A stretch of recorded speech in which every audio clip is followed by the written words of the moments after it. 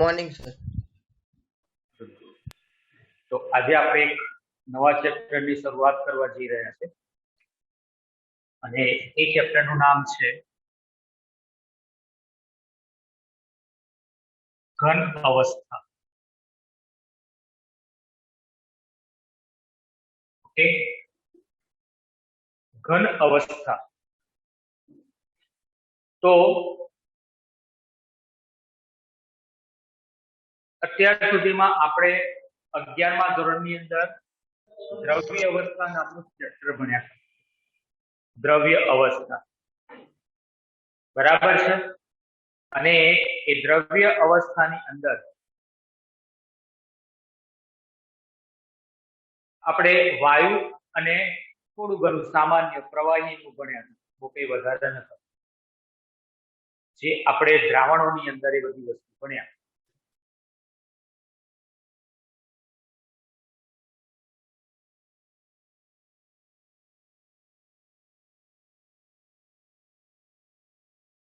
પ્રવાહી અને વાયુ વચ્ચે આવતી બોન્ડ કન્ડેન્સેટ અવસ્થા, બરાબર. વાયુની ઉપર એક અવસ્થા છે, એને પ્લાઝ્મા અવસ્થા કહેવાય. એટલે એ અવસ્થાઓ આપણને જોવા મળે છે, પણ એનો આપણે બહુ ડિટેલમાં અભ્યાસ કરી શકતા નથી, જેટલો આપણે ઘન પ્રવાહી ને વાયુનો. તો આ બાબત ખાસ આપણે ધ્યાનમાં રાખવાની છે, બરાબર છે હંમેશા. તો ઘન અવસ્થા પર જતા પહેલા આજે આની ત્રણ જે ભૌતિક દ્રવ્યની જે ત્રણ ભૌતિક અવસ્થા છે, બરાબર છે, એના વિશે થોડુંક આપણે ફરી પાછા સમજી લઈએ. આમ તો આપણને ખબર જ છે, પણ આ દ્રવ્ય અવસ્થાની અંદર બે બાબત આવે.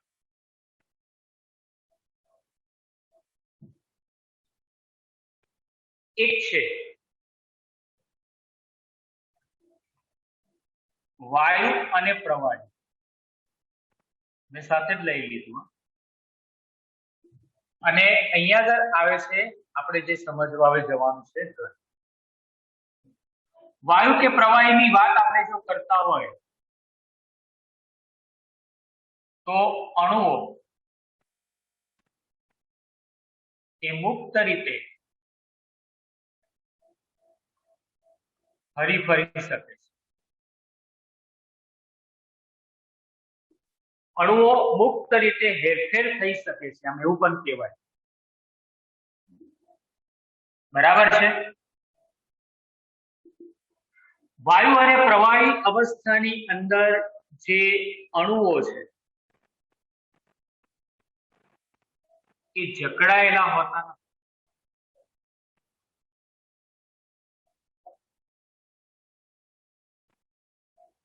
બરાબર, એ જકડાયેલા હોતા નથી.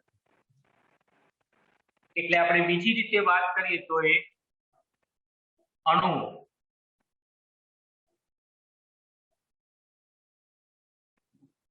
બરાબર એ વહનશીલતા, સંકોચન નો ગુણધર્મ ધરાવે છે.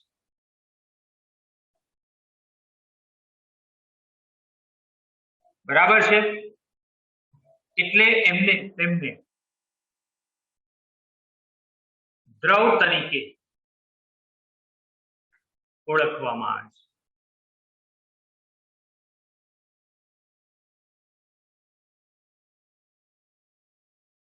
બરાબર, એટલે એમને દ્રવ તરીકે આપણે ઓળખીએ છીએ. દ્રવ એટલે ફ્લુઇડ તરીકે આપણે એને ઓળખીએ છીએ. ઓકે, તો અણુઓ મુક્ત રીતે હરફેર થઈ શકે છે, જકડાયેલા હોતા નથી, વહનશીલતા સંકોચનનો ગુણધર્મ ધરાવે છે, દ્રવ તરીકે ઓળખવામાં આવે છે. અહીંયા આગળ જે વાત થઈ રહી છે એ અણુ વચ્ચેની જ વાત છે કે ભાઈ વાયુ અને પ્રવાહીની અંદર અણુઓ કેવા હોય છે, કેવી રીતે હોય છે. એના અનુસંધાનમાં આપણે વાયુ પ્રવાહીની વાત કરી, એની સામે આપણે ઘનની વાત કરી. તો ઘનની અંદર અણુઓ એ એકબીજા સાથે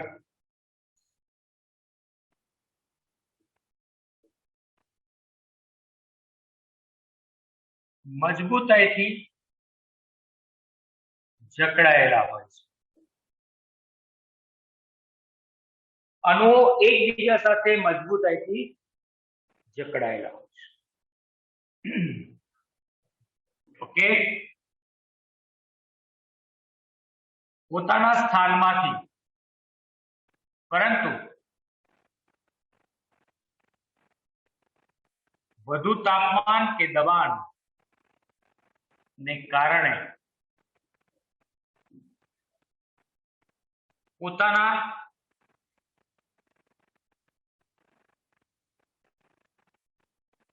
સરેરાશ સ્થાનમાં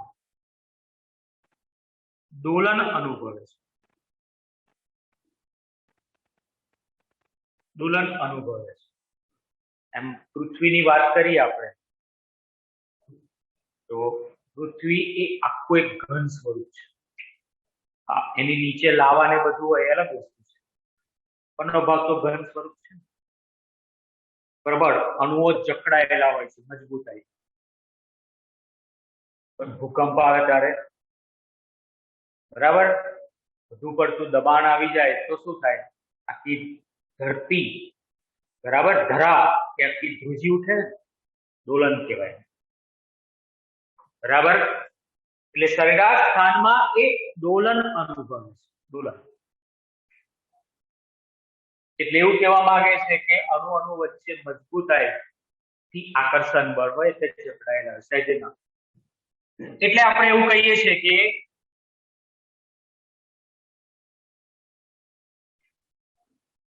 બરાબર છે, આ જે અવસ્થા છે એ અવસ્થામાં પદાર્થ સદ્રઢતા, અસંકોચન નો ગુણધર્મ ધરાવે છે. તો એ ફ્લુઇડ નથી, એટલે કે દ્રવ નથી, મજબૂતાઈથી આકર્ષાયેલા છે. આવું આપણે જાણીએ છીએ, ગયા વર્ષે પણ ભણી ચૂક્યા છે. આ તો ખાલી આપણે રિવાઇઝ કર્યું કે આપણા માઇન્ડની અંદર આ ક્લિયર રહેવું જોઈએ. બરાબર છે, તો આ વસ્તુ આપણા મનની અંદર ક્લિયર છે કે ભાઈ અને વાયુ અને પ્રવાહી હોય તો અવાજ હોય અને ઘન હોય તો એ અવાજ મજબૂત આકર્ષણ બળથી શકાય. ઓકે, પણ આપણા માઇન્ડની અંદર એક પ્રશ્ન તો થાય, કોઈ પણ પદાર્થ છે બરાબર, એ પદાર્થની પ્રવાહી અવસ્થા જ કેમ છે? દાખલા કે પાણી પ્રવાહી જ કેમ છે? બરફ એ ઘન જ કેમ છે? બરાબર છે, H2N2O2 આ બધા વાયુ સ્વરૂપે જ કેમ છે? જેટલા પણ પ્રવાહી આપણને દેખાય તો આપણને એક પ્રશ્ન થાય કે આ કેમ આવા સ્વરૂપે? આ ઘન ના હોઈ શકે, આ વાયુ સ્વરૂપે ના હોઈ શકે. સામાન્ય તાપમાને અને દબાણે એ કેમ પ્રવાહી છે, કેમ વાયુ છે, કેમ ઘન છે? આવો એક પ્રશ્ન આપણા માઇન્ડની અંદર થતો હોય. બરાબર છે, એટલે આપણે વાત કરીએ કે સામાન્ય તાપમાન અને દબાણ જે દ્રવ્ય છે એ દ્રવ્યની સ્થાયી અવસ્થા ની લાક્ષણિકતા શું છે?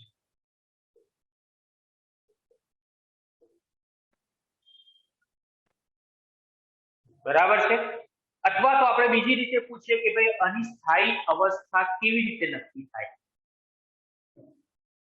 સામાન્ય તાપમાન અને દબાણે દ્રવ્યની સ્થાયી અવસ્થા કે ભાઈ આ પ્રવાહી છે એ દ્રવ્યની સ્થાયી અવસ્થા જેવી, તો કેમ પ્રવાહી છે? એનું કારણ શું? એ દ્રવ્યની સ્થાયી અવસ્થાની લાક્ષણિકતા કહેતા કે સ્થાયી અવસ્થા નક્કી કેવી રીતે થાય? બરાબર છે, તો સ્થાયી અવસ્થા નક્કી થવા માટેના બે જ પરિબળો છે. સ્થાયી અવસ્થા નક્કી કરવા માટેના બે જ પરિબળો છે. એ કયા છે? એક છે વાન ડર વાલ્સ આકર્ષણ બળ અને બીજું ઉષ્મીય ઉર્જા. આ બે જ છે. બરાબર છે. એક છે વાન ડર વાલ્સ આકર્ષણ બળ અને બીજું છે ઉષ્મીય ઉર્જા. આ બેના આધારે આપણે કોઈ પણ દ્રવ્યની અવસ્થા નક્કી કરી શકીએ છીએ. દાખલા તરીકે કોઈ પદાર્થ ઘન અવસ્થામાં છે તો એની પાછળનું મૂળ કારણ શું? તો કે ઘન અવસ્થાની અંદર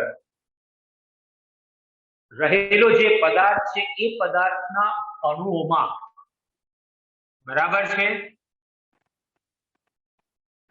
જે વાન ડર વાલ્સ આકર્ષણ બળ છે એ વાન ડર વાલ્સ આકર્ષણ બળ એ ઉષ્મીય ઉર્જા કરતા વધારે હોય છે, ઘણું વધારે હોય છે. આ ભણ્યા છે આપણે 5મા ચેપ્ટરમાં, ઓલરેડી ભણી ચૂક્યા છે 11મા ધોરણમાં, કે દ્રવ્યની અવસ્થા બે જ પરિબળો નક્કી કરે છે, એક આકર્ષણ બળ અને એક ઉષ્મીય ઉર્જા. આકર્ષણ બળ શું કામ કરે? અણુઓને એકબીજાની નજીક લાવવાનું કામ કરે. ઉષ્મીય ઉર્જા શું કામ કરે? અણુઓને એકબીજાની દૂર લઈ જવાનું કામ કરે.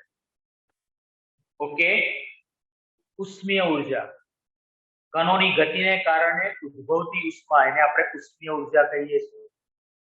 મેં તમને ઉદાહરણ આપ્યું હતું કે મારા હાથમાં અત્યારે બંદૂકની ગોળી છે, તમે બધા સામે બેઠા છો, એ બંદૂકની ગોળી હું હાથથી એમ ફેંકું છું તો તમે બધા આમ કરશો, આમ કરશો, આમ કરશો, ના વાગે છે, અથવા કેચ પકડવા પ્રયત્ન કરશો. ઓકે, પણ એ જ બંદૂકની ગોળી હું એક રિવોલ્વરમાં લોડ કરી દઉં અને પછી એ રિવોલ્વર તમારી સામે તાકું તો તમે એમ કહેશો કે આવા દો, અમે બેઠા છે, આવા દો, વાંધો નહીં. તમે એવું કરશો? શું કરશો?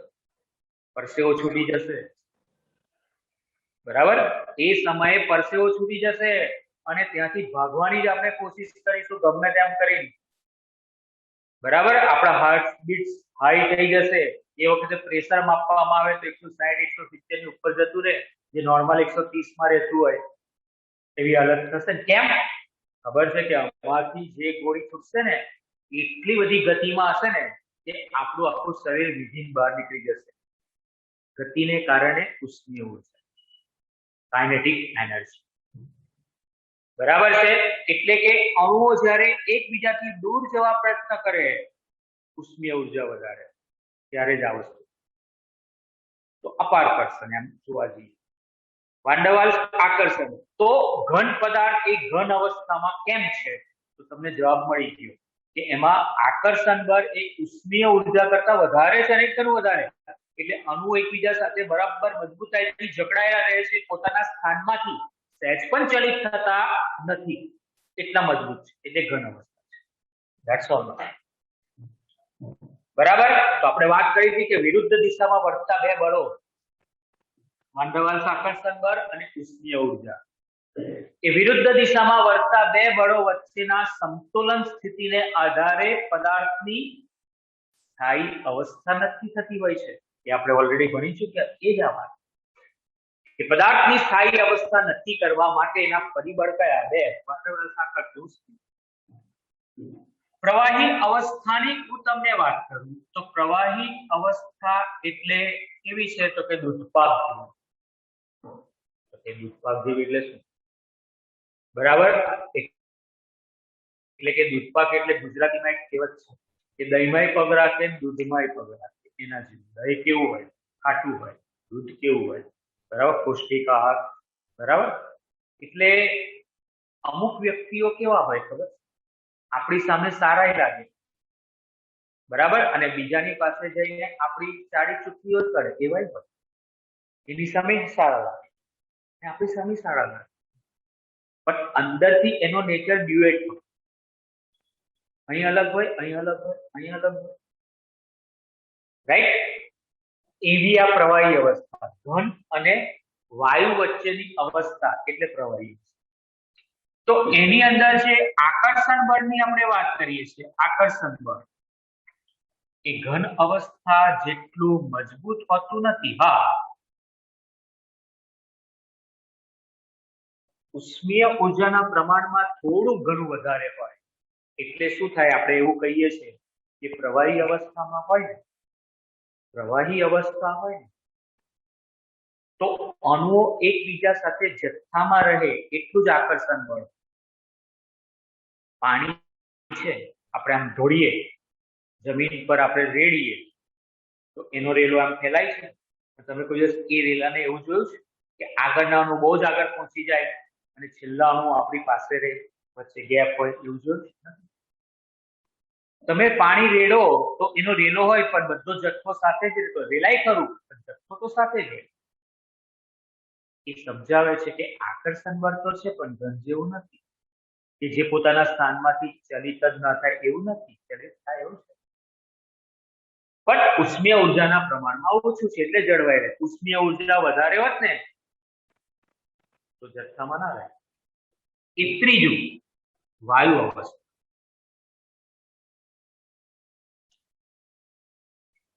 તો આંતર આણ્વીય જે આકર્ષણ બળ છે એના પ્રમાણમાં ઉષ્મીય ઉર્જા અનેક ગણી વધારે હોય એટલે અણુઓ પોતાના સ્થાનમાં સહેજે જકડાયેલા ના હોય. એ તો ઠીક છે, જથ્થામાંય ના હોય, એકબીજાથી દૂર હોય, સતત ઘૂમતા જ એક જગ્યાએ સ્ટેબલ હોય એ વાયુ. સમજી ગયા? હવે પદાર્થની ઘન પ્રવાહીને બાહ્ય અવસ્થાની જે વાત કરી કે ભાઈ સ્થાયી અવસ્થા કેમ ઘન છે, આ પેન કેમ ઘન છે, બરાબર છે. લિક્વિડ છે, આ પેનની અંદર જે લિક્વિડ આવે એ કેમ, સોરી, એની અંદર સહી ભરવાની આવે એ કેમ લિક્વિડ, કેમ પ્રવાહી છે? એનો જવાબ તમને મળી ગયો. તો આ બે લાક્ષણિકતાને આધારે આપણે ઘન પ્રવાહીને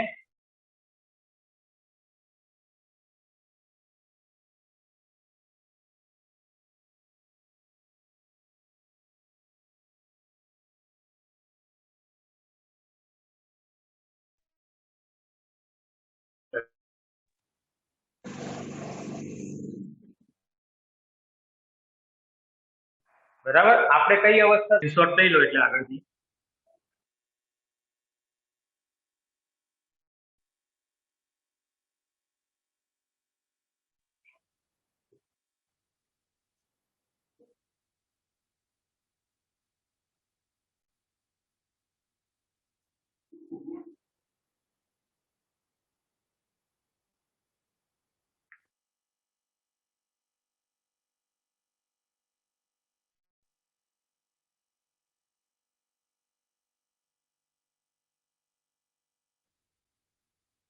ઓકે.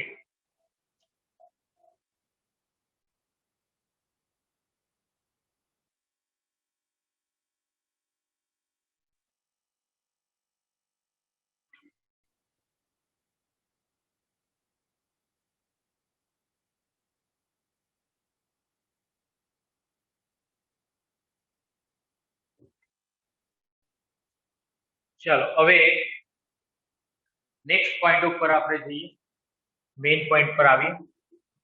હવે આપણે વાત કરવાની છે ઘન અવસ્થા.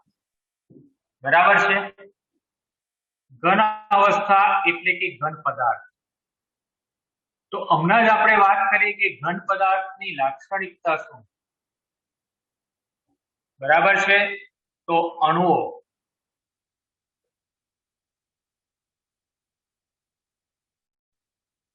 એ મજબૂતાઈથી જકડાયેલા હોય છે, બરાબર છે. અણુઓ એકબીજા સાથે મજબૂતાઈથી જકડાયેલા હોય છે, બરાબર છે. આકર્ષણ બળ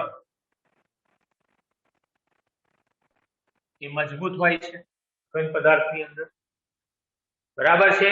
જે આકર્ષણ બળ આપણને જોવા મળે છે એકદમ મજબૂત હોય છે એટલે એના કારણે અણુઓ સુવ્યવસ્થિત ગોઠવાયેલા હોય છે.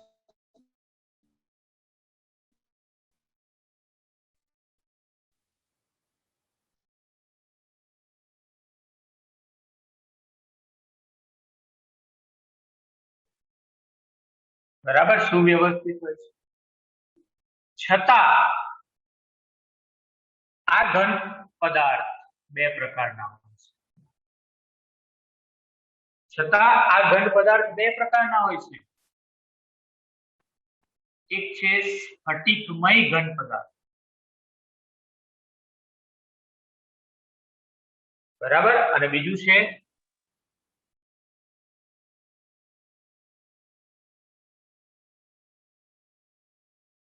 અસ્ફટિકમય ઘન પદાર્થ.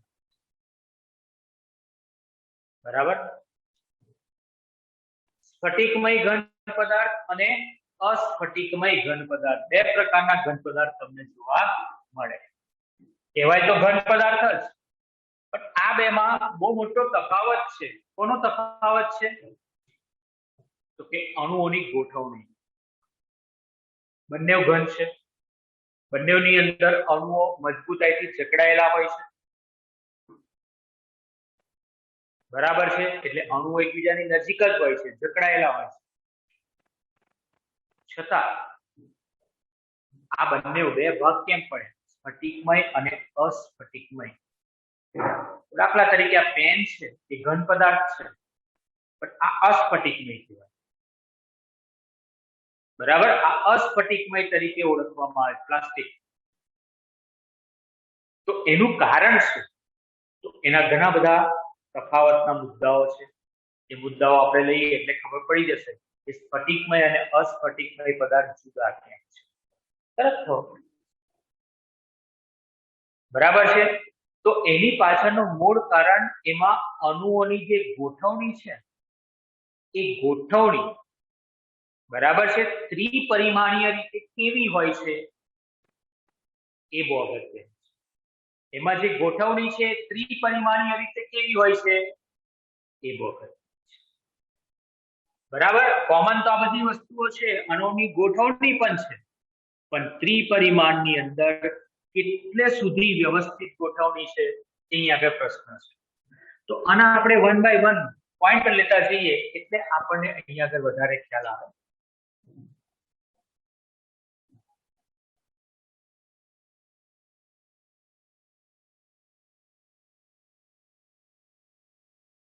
બરાબર, તો પહેલી વાત કરીએ આપણે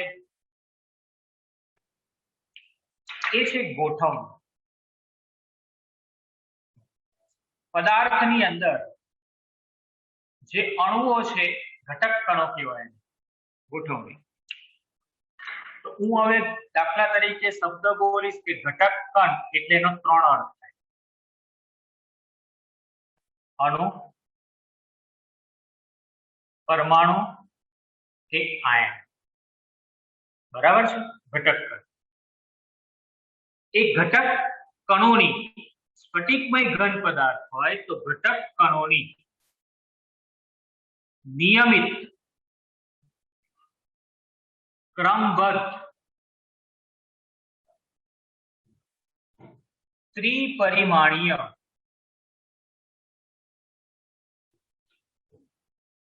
પુનરાવર્તિત સુવ્યવસ્થિત ગોઠવણી.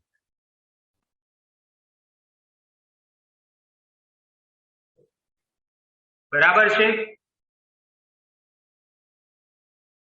આ ગોઠવણી લાંબા ગાળાની હોય. તમે જે બાજુથી જુઓ એ બાજુથી તમને એક જ સરખી ગોઠવણી દેખાય. તમે જે બાજુથી જુઓ એ બાજુથી તમને એક સરખી જ ગોઠવણી દેખાય. બરાબર છે, એટલે લાંબા ગાળાની એટલે કે લાંબા અંતરની. બરાબર છે. જ્યારે અહીં કેવું હોય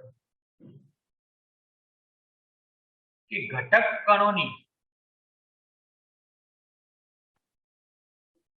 સુવ્યવસ્થિત ગોઠવણી હોય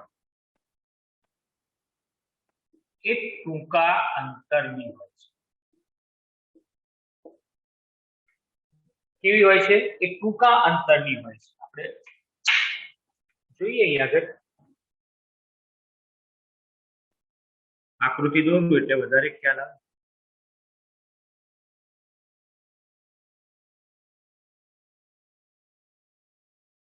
ઘટક કણો એકબીજા ઉપર બંધ બેસતા આપણે ગોઠવીએ તો બધી જગ્યાએ એક સમાન તમને જોવા મળે.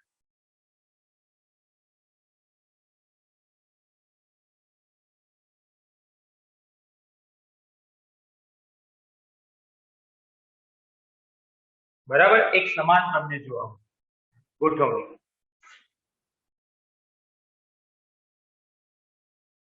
તો અહીંયા આગળ તમે જોઈ શકો છો કે એક સમાન ગોઠવણી તમને જોવા મળે. ગોળાઓ એકબીજા પર બંધ બેસતા આવી ગયા. અત્યારે મેં એવી આકૃતિ બતાવી છે. તો તમે શબ્દ બરાબર સમજો. ઘટક કણોની નિયમિત ક્રમબદ્ધ ત્રિપરિમાણીય એટલે એક્સ વાય ને ઝેડ બધી જ દિશાઓમાં પુનરાવર્તિત સુવ્યવસ્થિત ગોઠવણી હોય. આ કયું છે? દ્વિપરિમાણાત્મક છે. અત્યારે તમને જે દેખાય છે એ શું છે? દ્વિપરિમાણાત્મક છે. ત્રિપરિમાણની હું વાત કરું, બરાબર છે? તો આ ત્રિપરિમાણ.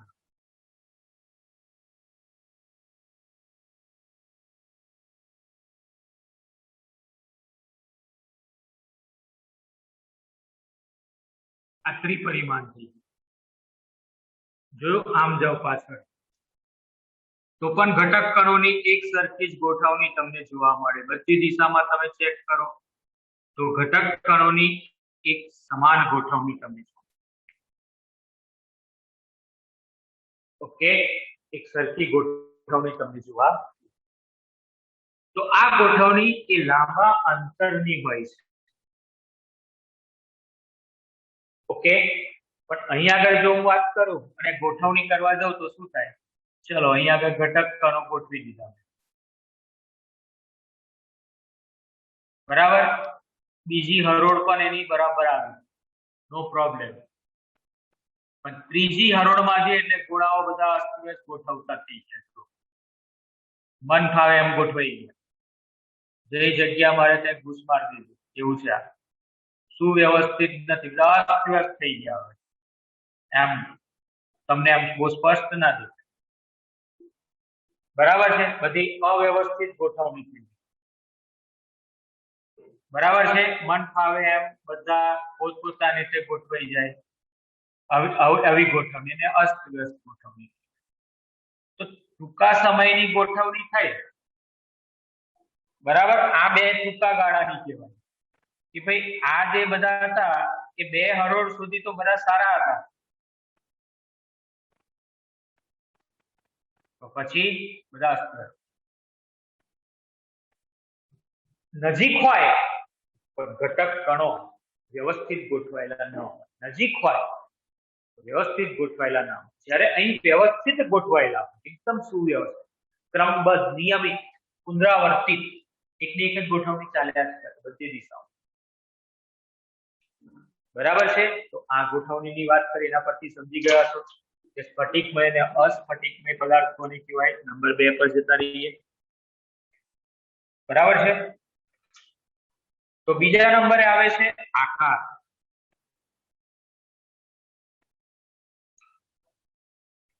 કે સ્ફટિકમય ઘન પદાર્થનો આકાર, તો કે ચોક્કસ એનો એક ભૌમિતિક આકાર હોય.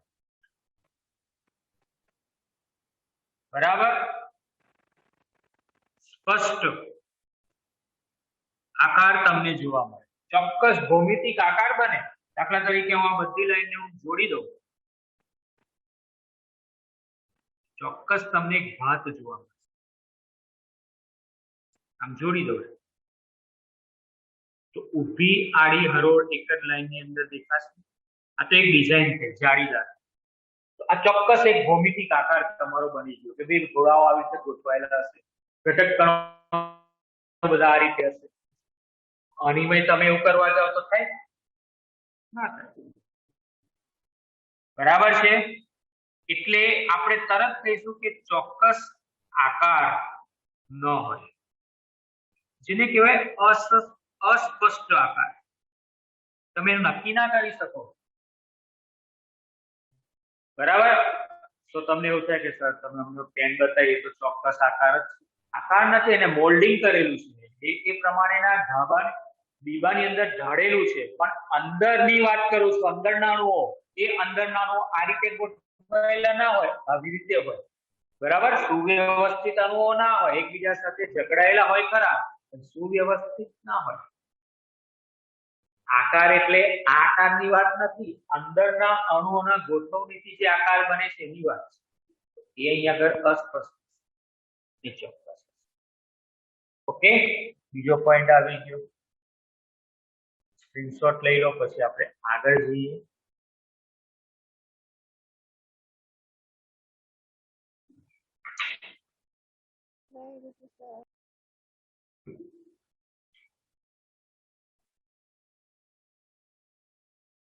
ઓકે,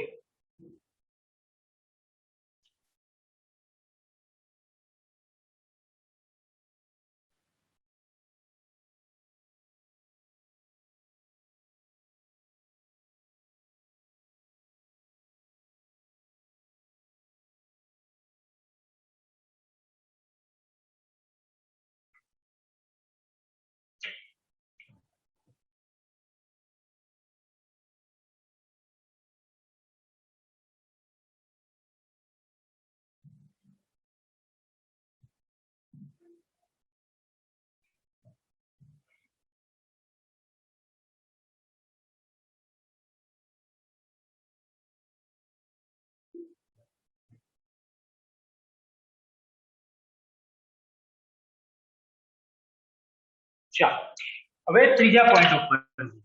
ત્રીજો પોઈન્ટ કે ભાઈ એનું ગલન બિંદુ,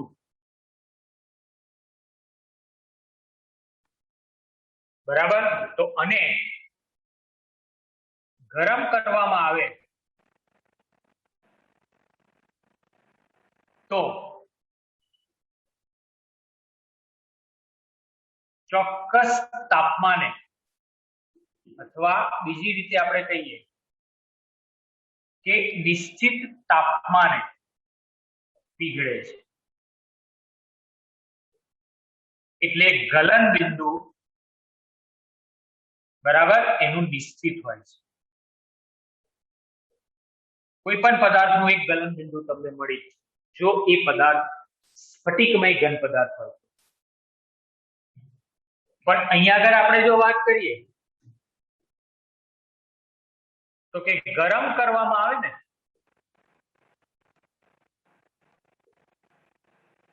તો તાપમાનના એ ગાળામાં પીગળે છે. ચોક્કસ તાપમાને ના પીગળે, તાપમાનના ગાળામાં પીગળે. આ પ્લાસ્ટિક છે, તમે જોયું પણ હશે, તમે જોયું હશે, અને તમે પીગાળો, એ સંપૂર્ણપણે પ્રવાહીમાં ક્યારે રૂપાંતરિત થઈ જાય? સંપૂર્ણપણે કોઈ એક તાપમાને પ્રવાહીમાં રૂપાંતર થઈ જાય, એને ગલન બિંદુ કહેવાય. બરાબર? નહીં થાય. બરાબર? આ લૂઝ થતું જશે, લૂઝ થતું જશે, લૂઝ થતું જશે, સેમી સોલિડ બનતું જશે. બરાબર છે? Semi solid. અને ક્યારે પ્રવાહી થાય તમને ખબર જ નહીં પડે, લાંબા ગાળામાં. એટલે અહીં વાત કરીએ કે ગલન બિંદુ નિશ્ચિત હોતું નથી. બરાબર? ગલન બિંદુ એ અહીં આગળ નિશ્ચિત જોવા મળે. ચોથી વાત કરીએ, ચિરાડ ગુણધર્મ. શબ્દ બહુ ભારે છે. ક્લેવેજ પ્રોપર્ટીઝ એવું કહેવામાં આવે.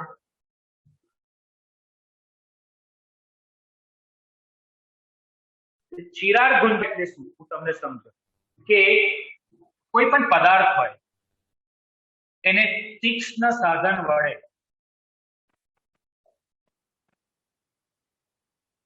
તેના બે ભાગ કરવામાં આવે તો પ્રત્યેક ભાગની સપાટી પર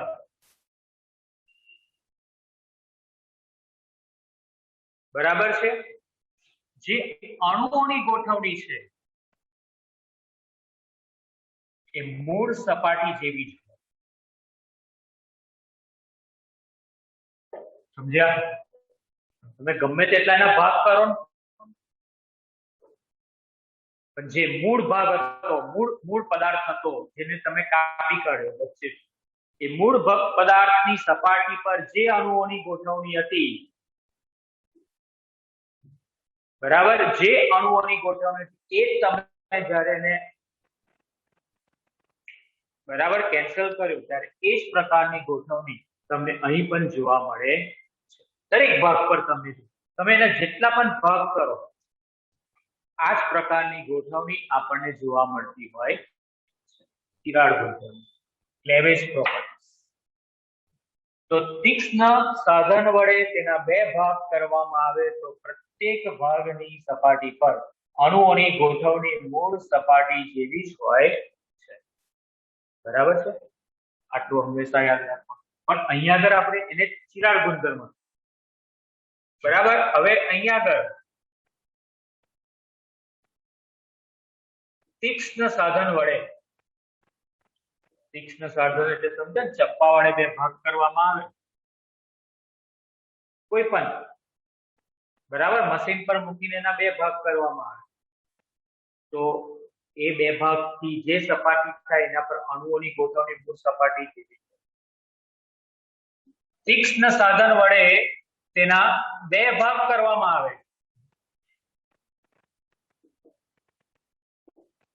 તો નવા ભાગની સપાટી પર જે અણુઓની ગોઠવણી છે એ મૂળ સપાટી જેવી હોતી નથી. મૂળ સપાટી જેવી તમને જોવા મળે નહીં. તો એ અસ્ફટિકમય પદાર્થ છે. પાંચમો પોઈન્ટ એ છે સ્વભાવ. બરાબર, અથવા આપણે સિમ્પલ લઈએ ગલન ઉષ્મા. ચાલો પછી સ્વભાવ. તો ગલન બિંદુની જે વાત આવે છે એના જેવું આ ગલન ઉષ્મા આવે. બરાબર છે? સ્પષ્ટ એની ગલન ઉષ્મા હોય કે ભાઈ આ આટલું તાપમાન આપવાથી, એટલે કે આટલી ઉષ્મા આપવાથી એ ઘનમાંથી પ્રવાહીમાં રૂપાંતર પામશે. એ નક્કી હોય, સ્પષ્ટ હોય. અહીં તમે સમજી ગયા છો કે અહીં ગલન ઉષ્મા અસ્પષ્ટ. 6 સ્વભાવ. આ બહુ અગત્યનું. તો એના માટે એક શબ્દ આપવામાં આવ્યો છે કે આમનો સ્વભાવ કેવો હોય. સ્વભાવ એ કોના આધારે નક્કી થાય? દાખલા તરીકે મારો ને તમારો સ્વભાવ નક્કી કરવો છે તો બાહ્ય દેખાવ પરથી સ્વભાવ નક્કી થાય કોઈ દિવસ? ક્યારેય ના થાય. બરાબર, બાહ્ય સ્વભાવ પરથી, અરે બાહ્ય દેખાવ પરથી ક્યારેય સ્વભાવ નક્કી ન થાય. સ્વભાવ તો વ્યક્તિ, બરાબર છે, આપણી સાથે રહે, 10 દિવસ રહે પછી ખબર પડે કે આનો સ્વભાવ કેવો છે. એટલે કે એની અંદર શું રહેલું છે, કયા કયા ગુણો છે, એ આપણી સાથે રહે ત્યારે ખબર પડે કે આનો સ્વભાવ આવો છે. સાથે ન રહેતો હોય તો, બરાબર છે, આપણે કોઈકને કહીએ જેની સાથે આપણને 1-2 દિવસમાં બહુ ફાઈ ગયો, આવો ને આપણે સાથે રહીએ મજા આવશે, આમ 5 દાડા સાથે રહે પછી 6થા દાડે તમે જ થાકી જાઓ કે આ ઘરે જવાનું, આ જાય તો સારું. બરાબર છે? કેમ એવું કહીએ છીએ? કારણ કે ખબર પડી ગઈ કે આનો સ્વભાવ આવો છે, ચીકણો સ્વભાવ છે, પૈસા કાઢી શકતો નથી. જ્યારે ફરવા જઈએ ત્યારે મારે જ પૈસા કાઢવાના, મારે જ કોફી પીવડાવવાની, બરાબર છે, મારે જ સમોસા ખવડાવવાના. એ તો કશું કરતો જ નથી, આ ના ચાલે. 6થા દિવસે આપણે એને ભગાડવાની કોશિશ કરીએ. એ આંતરિક સ્વભાવ તમે સાથે રહો તો જ સમજાય, બાહ્ય સ્વભાવની વાત નથી. બરાબર, બહારથી કોઈનો સ્વભાવ ખબર પડે નહીં. બરાબર, બહાર તો ગધેડા ગોળા હોય છે. કોઈ ગધેડા લઈને ભાગી જાય એવું નથી. ઇન્ટરનલ અંદર કેવો સ્વભાવ છે એ બહુ અગત્યનું. આપણા જીવનમાં પણ આ બહુ અહેમિયત કરે છે, બહુ જરૂરી છે. બરાબર છે? એટલે બીજા એવું પણ એક કહેવાય છે કે બીજાનો સ્વભાવ સુધારતા પહેલા પોતે આપણે પોતાનો સ્વભાવ સુધારવો પડે, લેટ ગો કરવું પડે, બધું નહીં પણ અમુક વસ્તુ. ઠીક છે, આ તો સ્વભાવની વાત છે, પણ અહીંયા આગળ ઘન પદાર્થમાં આવું છે કે સ્વભાવ ઇન્ટરનલી જોવાનો, એક્સટર્નલી નહીં. તો સ્વભાવની વાત કરીએ તો આ કેવો ઘન છે? સાચો ઘન છે. કેમ મેં સાચો ઘન કીધો? આદર્શ ઘન. સ્વભાવની દ્રષ્ટિએ આદર્શ ઘન છે. કેમ? તો કે એમાં અણુઓની સુવ્યવસ્થિત, ક્રમબદ્ધ, નિયમિત, ત્રિપરિમાણીય, પુનરાવર્તિત ગોઠવણી છે. કોઈ પણ જગ્યાએથી તમે એને કાપો, જુઓ, ગમે તે બાજુ જુઓ, એક સરખું દેખાય.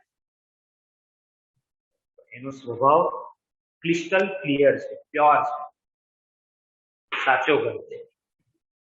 અને આ કેવો કહેવાય? આપણા જેવું આભાસી ઘન. આપણા જેવો. કેમ આપણા જેવો? કે આપણે બધા અંદર આવી જઈએ, કે આપણે આમ દેખાય તે અલગ હોય અને અંદરથી અલગ. બરાબર છે? બધા મનમાં હસી રહ્યા છે, એવું હતું હશે, પણ શાંતિથી વિચાર કરો તો એવું અમુક દેખાશે તમને કે આપણે બધા આભાસી ઘન છીએ. બરાબર છે? તો ખાવાના દાંત જુદા ને બતાવવાના દાંત જુદા, એવી એક કહેવત છે. આપણે એવા છે, અને એવું આ સમાજની અંદર રહેવું પડે, કારણ કે લોકો આપણને શીખવાડે છે એટલા માટે, રાઈટ? એટલે આપણે આપણા સ્વભાવને મોલ્ડ કરતા જઈએ છીએ, આમ તેમ ફેરવતા જઈએ છીએ. એટલે આપણે બધા આભાસી ઘન છીએ. આપણો સ્વભાવ સાચો સ્વભાવ ના હોય. બરાબર છે? પેશ્યુડો ઇંગ્લિશમાં એક શબ્દ છે આભાસી, પેશ્યુડો.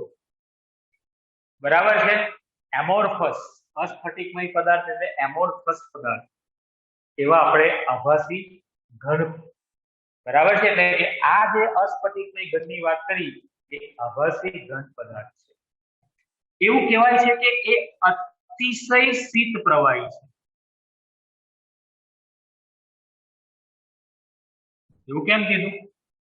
તમે એને ગરમ કરો, ગરમ કર્યા પછી એકદમ જ ગરમ કરવાનું બંધ કરી દેજો, તો એ ધીમે ધીમે ઠંડો નહીં પડે, તરત જ ઠંડો પડી જશે, તરત જ એ ઘનમાં આવી જશે. એટલે એને અતિશય શીત પ્રવાહી. કારણ કે જયારે પ્રવાહી હોય ને ત્યારે તરત જ ઘનમાં રૂપાંતર થઈ જાય. ધીમે ધીમે ના થાય, આની જેમ ના થાય, તરત. બરાબર છે? એટલે આપણે એવા છે બહુ જ ગરમ થઈ જઈએ, અચાનક કોઈ એવી ઘટના બને, સામે કોઈ એવા વ્યક્તિ આવે, તરત આપણે ચિંતન, ઓ આવો આવો, ત્યારે આપણો ગુસ્સો તરત ઉતરી જાય. એ ગુસ્સો આપણો લાંબો સમય સુધી રહેતો. ઓકે, આભાસી ઝાંઝવાના જળ જેવું છે. બરાબર છે? હમણાં ગયા વર્ષે એક ઘટના બની છે, કુવો મોટી પોલિમર ઇન્ડસ્ટ્રીની અંદર આગ લાગી. બરાબર? એમાં કયો પોલિમર પદાર્થ હતો? પોલિસ્ટાયરીન. બરાબર? Plastic polymer. તો આગ લાગી હતી અને એ બરાબર અંદર સળગવા માંડ્યો. જેવી આગ ઓલાય ને એટલે બધું જ એકાએક જ બધું ફ્રીઝ થઈ ગયું, ઠંડુ થઈ ગયું, બધા ઘન બની ગયા, આડાઓલા. આભાસી. બરાબર છે? આભાસી ઘન કેમ કીધા? દાખલા તરીકે પેન છે, મેં તમને ન સમજાય કે પેન છે, તો તમને એવું લાગે કે સર આનો તો ચોક્કસ આકાર છે.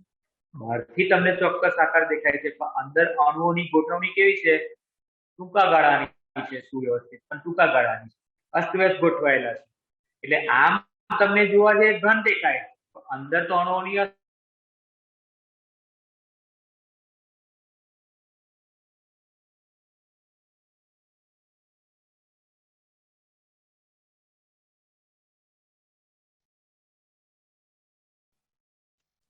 બરાબર. દૂરથી આપણે જોઈએ કે હાર્યું પાણી, પાણી હાર્યું, અને જયારે નજીક જઈએ ને તો હજુ તો આટલે છે, હજુ તો આટલે છે. આમ કરતા કરતા 15, 20, 30, 40 કિલોમીટર ચાલીએ તો પાણી ના. બરાબર? જે હોય છે તે દેખાતું નથી, જે દેખાય છે તે હોતું નથી. આપણા જીવનમાં પણ આવું છે, એવું આભાસી ઘન છે. બરાબર? એ અસ્ફટિકમય ઘન પદાર્થ છે. અને 7મો પોઈન્ટ આપણે લઈએ, તાપમાન. बराबर है। तो ऊंचा तापमाने गरम करता ए प्रवाही बने, बराबर। जेने ठंडू पाड़ता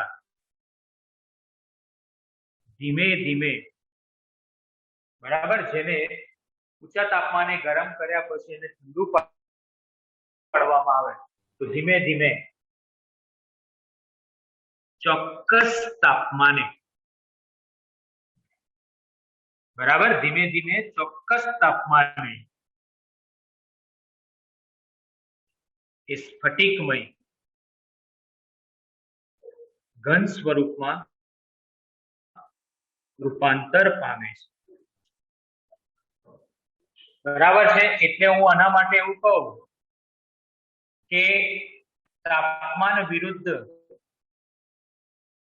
સમયનો જે આલેખ દોરવામાં આવે ને એ હંમેશા સુરેખ હોય, बराबर। सुरेख आलेख तमने मळे तापमान विरुद्ध समय, बराबर है। तो सुरेख आलेख आपने प्राप्त थया આવી રીતે જેમ જેમ સમય પસાર થતા તાપમાન ઓછું થતું જાય કે તમે ઠંડુ પાડો તમે આવું દોર્યું સુરેખ મળે, ओके। सुरेख आलेख तमने કારણ ચોક્કસ તાપમાને સ્ફટિકમય ઘન સ્વરૂપમાં રૂપાંતર પામે, એનું પ્રવાહીમાં રૂપાંતર ચોક્કસ તાપમાને થાય તો ઘનમાં પણ ચોક્કસ તાપમાને રૂપાંતર। જ્યારે અહીંયા આગળ આપણે વાત કરીએ કે ऊंचा तापमाने गरम करता नरम बने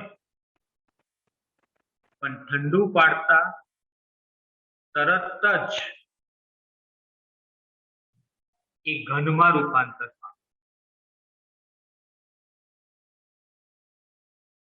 बराबर। એટલે તાપમાનનો ગાળો મળે, ચોક્કસ તાપમાન ન મળે। તમને અહીં ચોક્કસ તાપમાન જોવા મળતું નથી, બરાબર।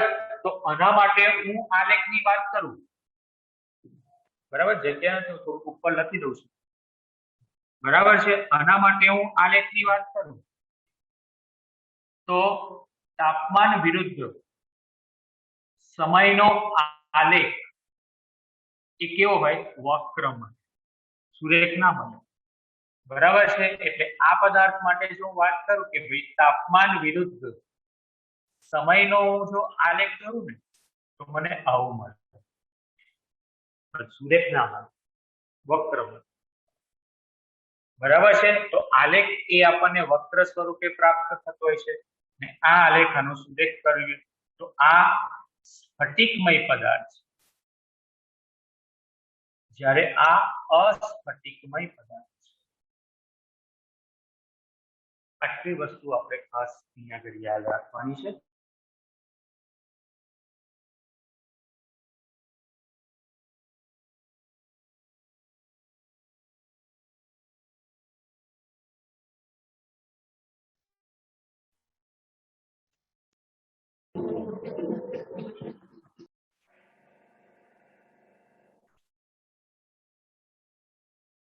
ओके, तो गोठवणी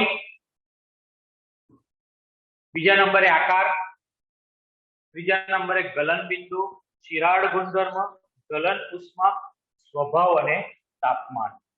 7 पॉइंट ऊपर मैं तमने स्फटिकमय अने अस्फटिकमय घन पदार्थ समजावी।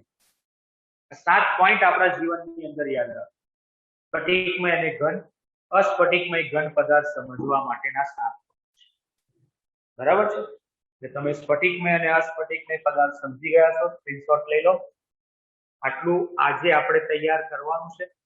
આવતીકાલે ફરી પાછા આનાથી આગળ જઈશું। એક પોઈન્ટ આનો બાકી છે સ્ફટિકમય અને અસ્ફટિકમય પદાર્થનો, બરાબર, એ છે ગુણધર્મો। એને આપણે થોડુંક વધારે ડિટેલમાં સમજવાનું છે, ત્યાર પછી સ્ફટિકમય ઘન પદાર્થના પ્રકારો પર આપણે આગળ વધીશું। તો આટલું આજે આપણે તૈયાર। ओके, આવતીકાલે ફરી પાછા આપણે મળીએ. સૌને જય શ્રી કૃષ્ણ. જય જય શ્રી શ્રી કૃષ્ણ કૃષ્ણ સર. સર. જય શ્રી કૃષ્ણ.